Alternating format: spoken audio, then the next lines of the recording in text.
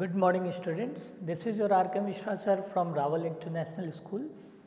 आज जो हम टॉपिक कवर करने जा रहे हैं बच्चों वो है चैप्टर 3 करेंट इलेक्ट्रिसिटी। ठीक है, लास्ट टॉपिक तक हमने ऑलरेडी आपको पढ़ा चुका हूँ। नाउ किरचॉफ लॉ हम देखेंगे, बहुत ही इंपॉर्टेंट टॉपिक है तो बहुत ध्यान से देखिए, कॉपी पेन अपने पास रखिए।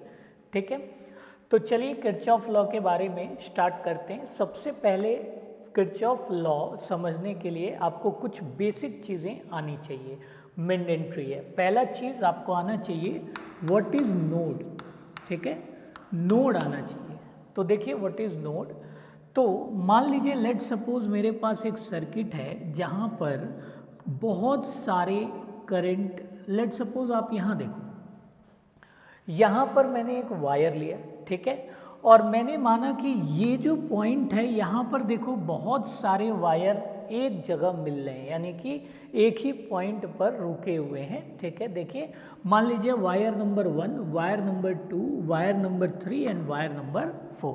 ठीक, तो जहाँ पर एक से ज़्यादा वायर एक पॉइंट पर मीट करेंगे उसे हम क्या बोलते हैं बच्चों, उसे हम कहते हैं नोड। ठीक है, पहली बात क्लियर है।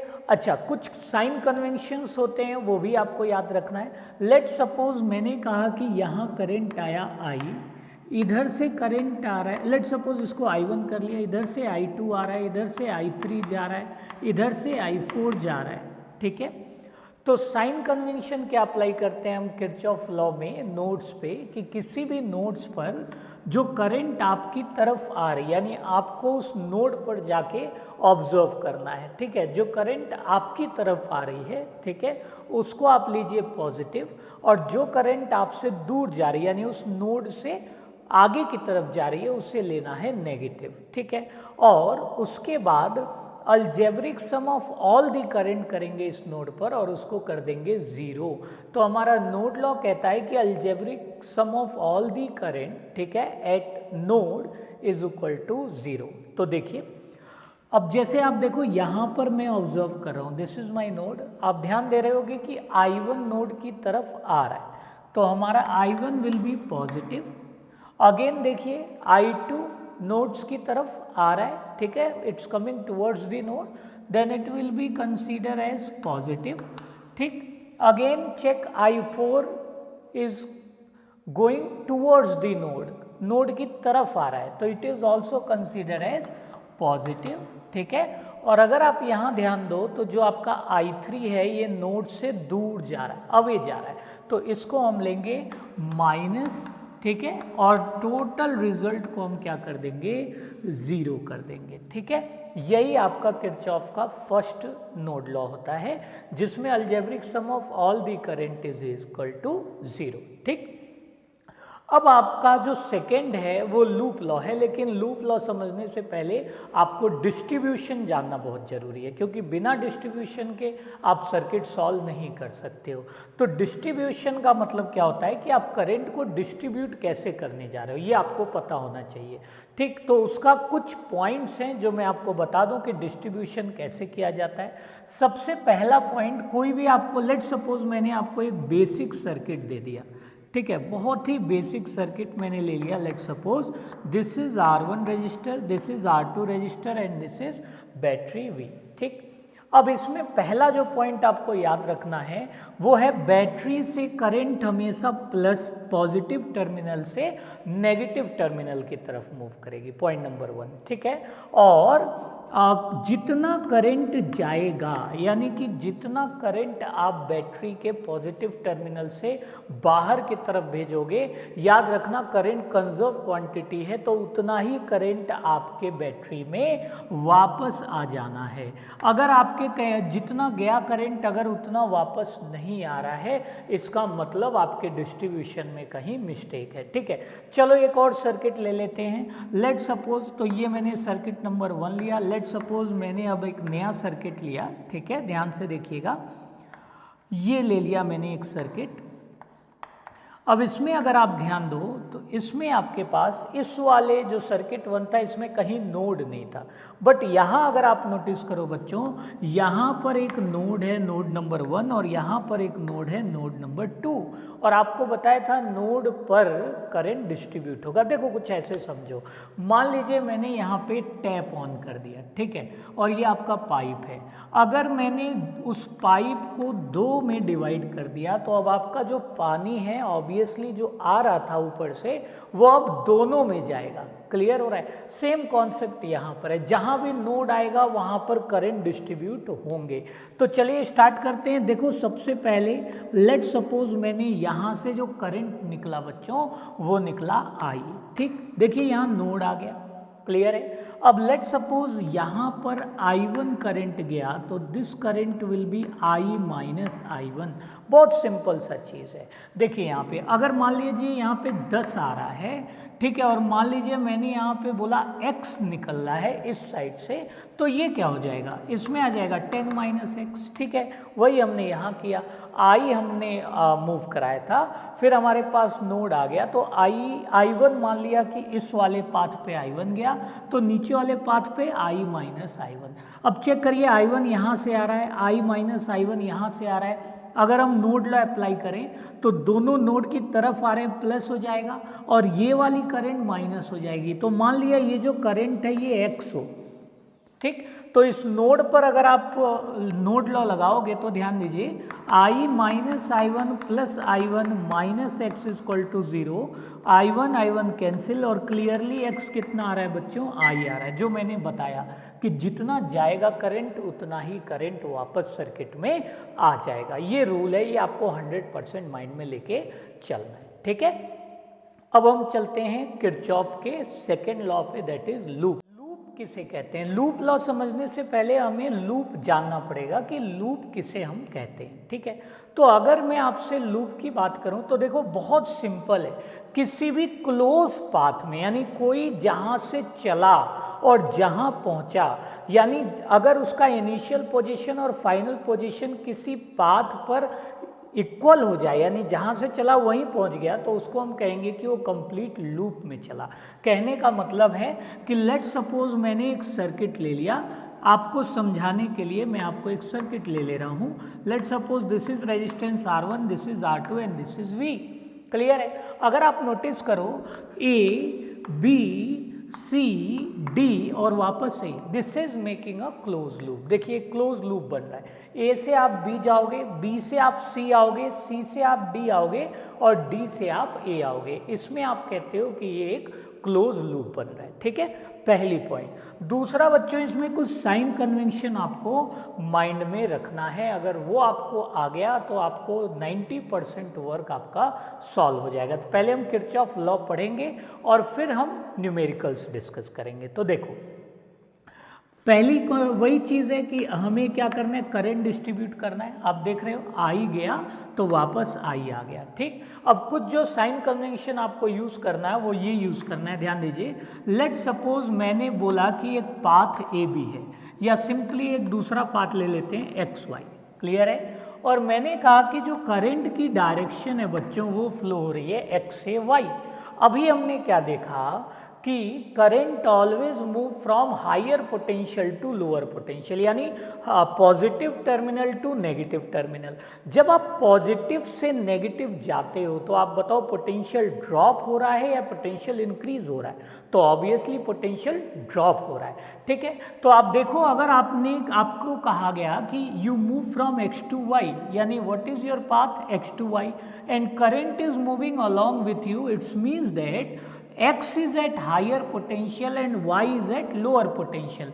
तो मैं अगर वोल्टेज ड्रॉप की यहाँ बात करूँगा या दोनों टर्मिनल में इसके अकॉर्डिंग पोटेंशियल डिफरेंस की बात करूँगा, तो देखिए मैं लेट सपोज ये मेरा रेजिस्टेंस R है, तो साइन कन्वेंशन के द्वारा if I am moving to on the path XY and current is moving along with X, then this will be written as minus IR, ठीक है। माइंड में रखिएगा, जो पोटेंशियल ड्रॉप लिया जाएगा वोल्टेज ड्रॉप, उसे हम लेंगे माइनस IR, क्लियर है। अच्छा, यही अगर मैं Y टू X की डायरेक्शन में मूव करता, Y टू X डायरेक्शन में, अब आप देखो y2x में करंट आपके उल्टा आ रहा है, उल्टा आने का मतलब अपोजिट डायरेक्शन में, इसका मतलब आप लो टू हाई जा रहे हो, तो आप लो से हाई जा रहे हो, इसका मतलब पोटेंशियल ऐड हुआ है, क्लियर है। और पोटेंशियल ऐड होने को हम क्या दिखाएंगे, तो जब आप सेम फिगर में अगर current moving through x to y and you are going from y to x, तो जो आप वोल्टेज लोगे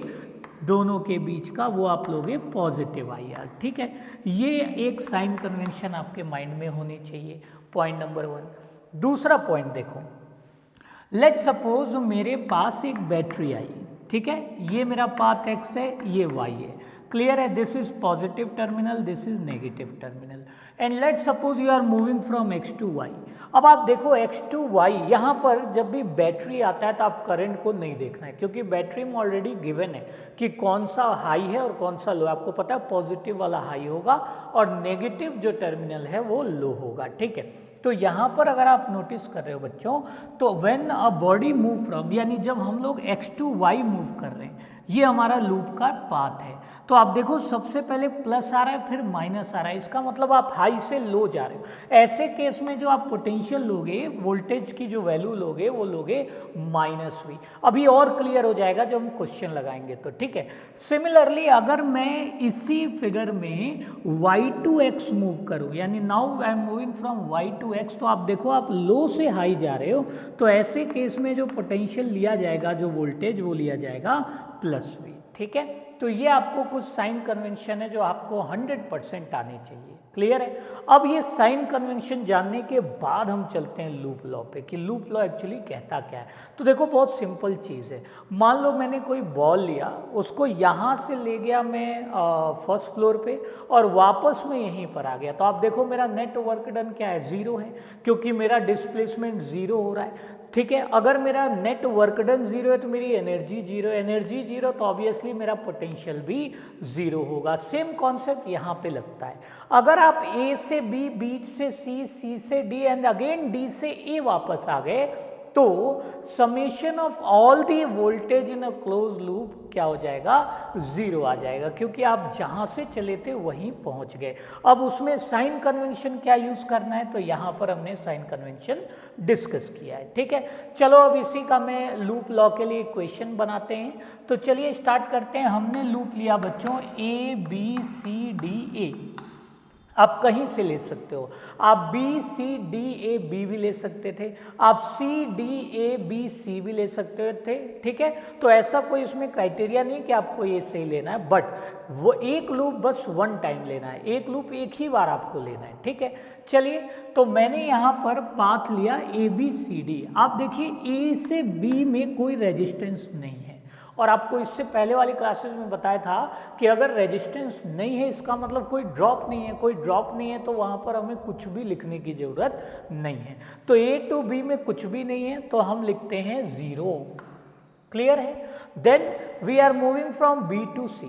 तो जब मैं B टू C गया तो आप देखो करंट कितना आ रहा है I, तो अगर मैं यहाँ पर वोल्टेज देखूँ तो IR1 और यहाँ पर वोल्टेज देखूँ तो IR2, लेकिन प्लस लिया जाए या माइनस लिया जाए ये चीज़ हमें साइन कन्वेंशन में देखना है। तो चलिए, जब मैं मान लिया जी मैंने यहाँ एक पॉइंट ले लिया x, तो जब मैं B से x आ रहा हूँ तो आप देखो I am moving along B to x and current is moving along me, इसका मतलब मैं हाई से लो गया, इसका मतलब यहाँ पर वोल्टेज -IR1 लिया जाएगा, क्लियर है। तो हमने लिखा -IR1। Similarly when I move from x to C, again current is moving along x to C, ठीक है। तो जो मेरा ड्रॉप है यहाँ पर, यानी मैं हाई से लो जा रहा हूँ, इसका मतलब यहाँ पर भी जो वैल्यू ली जाएगी वोल्टेज ड्रॉप की वो -IR2।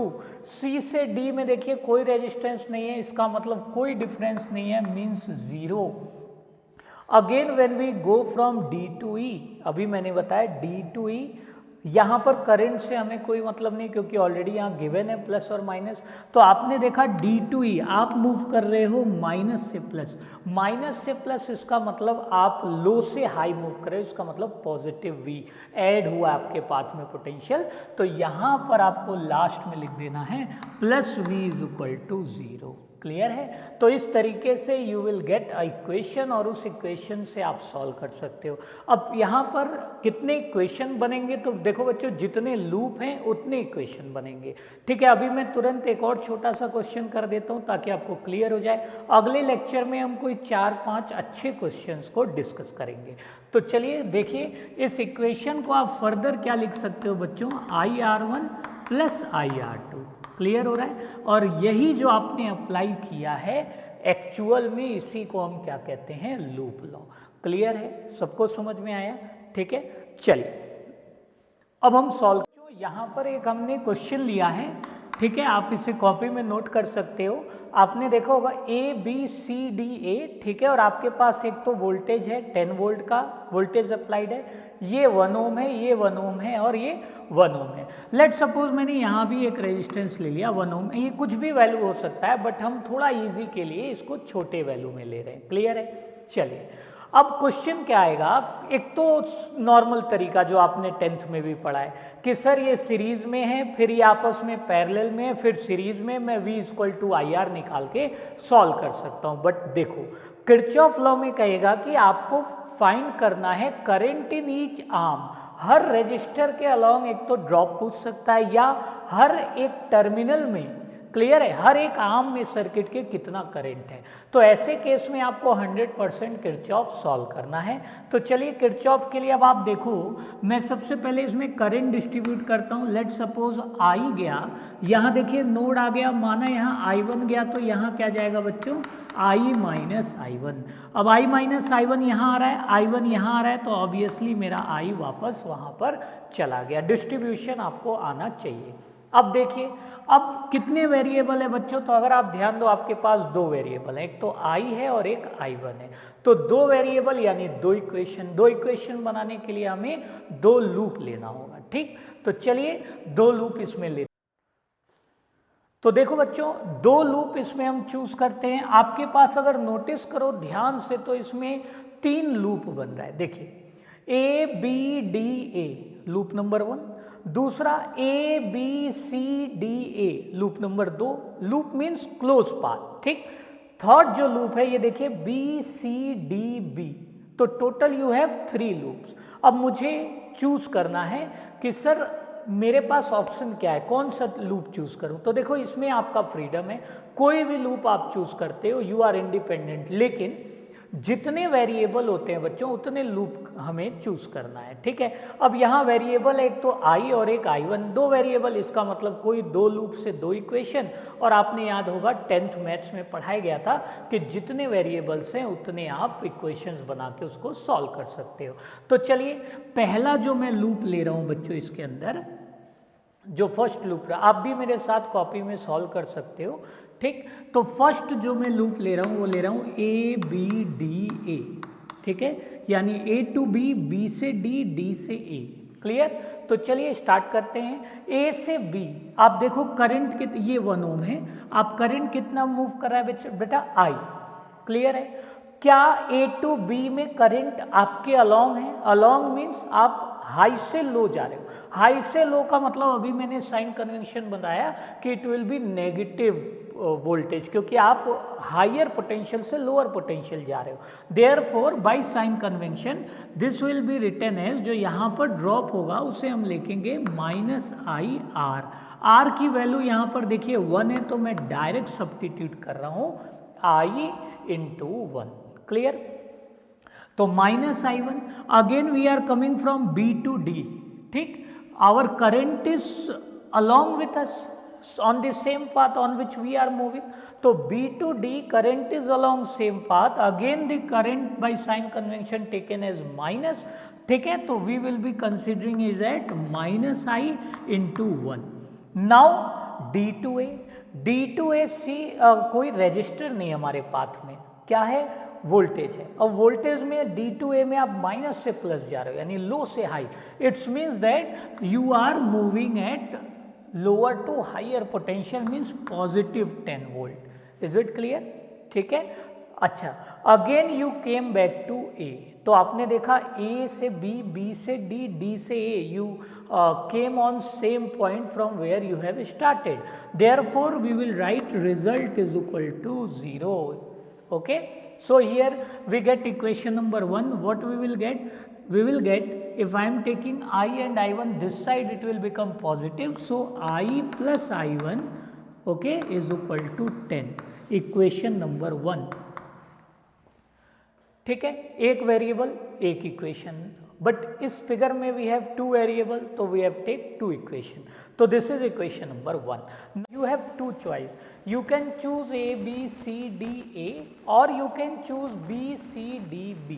Okay, what I am going to choose is, I am going to choose loop B, C, D, B, B, C, D and B. ठीक, तो again I will quickly revise the concept. When we move towards the path, let's suppose I am moving to a path and current is moving along with me, ठीक है, on same path, then that current will be considered as negative, and if we are moving opposite to the direction of current, then that current will be considered as positive.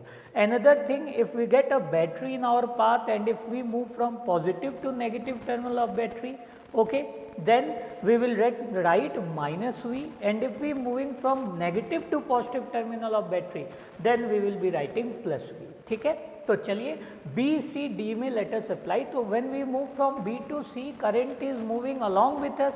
Along with us, it means that we are moving from high to low. So by sign convention, it will be written as minus I minus I1. This current will be considered as minus. So minus I minus I1 into R, that is 1 ohm. Again when we move from C to D, same current is coming, ठीक है, along our path. Again by sign convention, it will be minus I minus I1 into 1. Now D to B, current is moving along opposite to the direction of our path. It means that this current will be considered as positive. So what we get is plus I1 into 1, and we again went to B from where we have started, therefore we have to write it as 0. So you have to just simplify this equation and solve for the two variables. ठीक, तो चलिए this is minus I plus I1 minus I plus I1 is equal to 0. Okay, minus I give you minus 2I, again I plus I give you plus 3I is equal to 0. From here you get 3I is equal to, sorry, this is I1, 3I1. So from here what you get is 3I1 is equal to twice of I. 3I1 is equal to twice of I, and I1 is equal to 2I by 3. Okay, so we have to substitute this value of I is equal to 2I by 3 in equation number 1.